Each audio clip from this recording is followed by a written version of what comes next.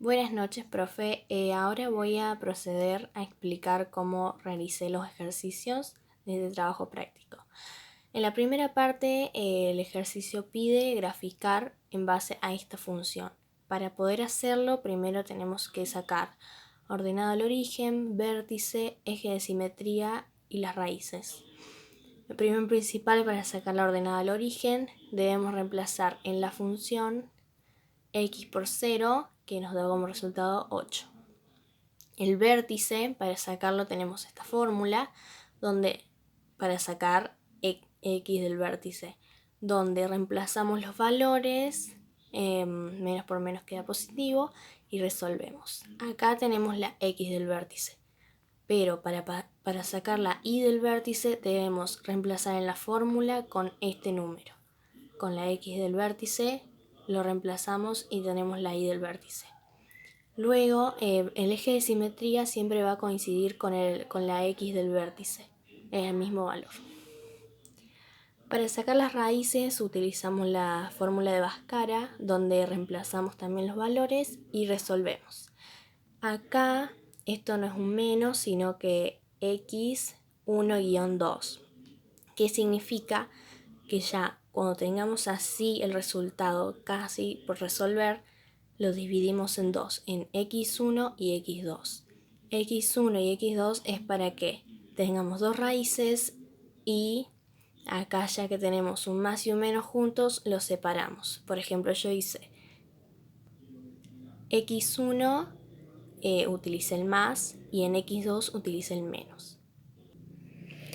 Acá en el ya graficado marqué con amarillo el vértice, luego con rosado la ordenada al origen, con naranja el eje de simetría y con morado las raíces. En esta segunda parte tenemos que averiguar, basándonos en la situación problemática donde se lanza una pelota desde el suelo y desde el suelo en metros en función del tiempo medido en segundos. Entonces lo tenemos que calcular a partir de esta fórmula, haciendo los mismos pasos que anteriormente: la ordenada al origen, el vértice, el eje de simetría, las raíces y todo esto. Luego, a la hora de graficar, utilicé x como tiempo medido en segundos, y con metros medidos en metros. Acá marqué las raíces con morado, la ordenada al origen con rosa, naranja para el eje de simetría y amarillo para el vértice. El problema nos presentaba, teníamos dos preguntas que responder, que era cuál era la altura máxima que alcanzaba la pelota, que son 20 metros, el valor del vértice, y cuánto tardaba en caer la pelota del suelo, que serían 4 segundos luego de ser lanzada.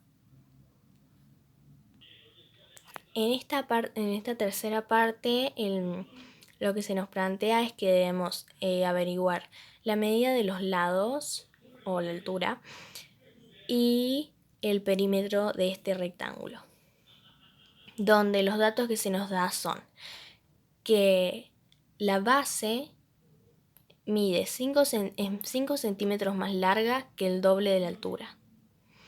Y luego, para representar esto, hay que realizar el cálculo del área, donde ponemos este otro dato que nos daba, que el área del rectángulo es de 250 centímetros cuadrados, y resolvemos así, que sería base por altura en la fórmula del área. Luego, cuando ya tenemos resuelto esto, nos queda una fórmula que luego utilizamos para reemplazar la fórmula de Bhaskara, donde podemos sacar, podría decirse, dos raíces, pero no hay que graficar en este caso, sino que hay que averiguar la medida de los lados y la base. Entonces nos da como resultado x1 10 y x2 menos 12,5. como respuesta yo puse que la medida de la base del rectángulo es de 12,5 centímetros y la altura es de 10 centímetros. Luego, en la parte 4, nos pide que expliquemos, por ejemplo, en qué incide en la función cuadrática el valor del coeficiente principal, que sería a, y el valor del coeficiente principal incide en qué?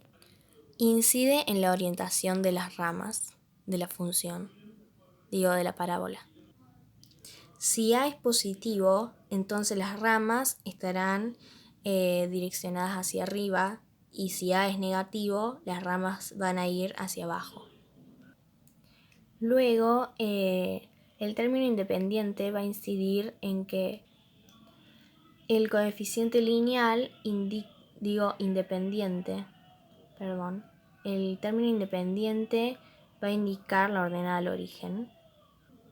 Y para saber si una función cuadrática tiene un máximo o un mínimo, debemos fijarnos en el resultado del vértice, sabiendo que si es positivo va a tener un máximo y si es negativo va a tener un mínimo.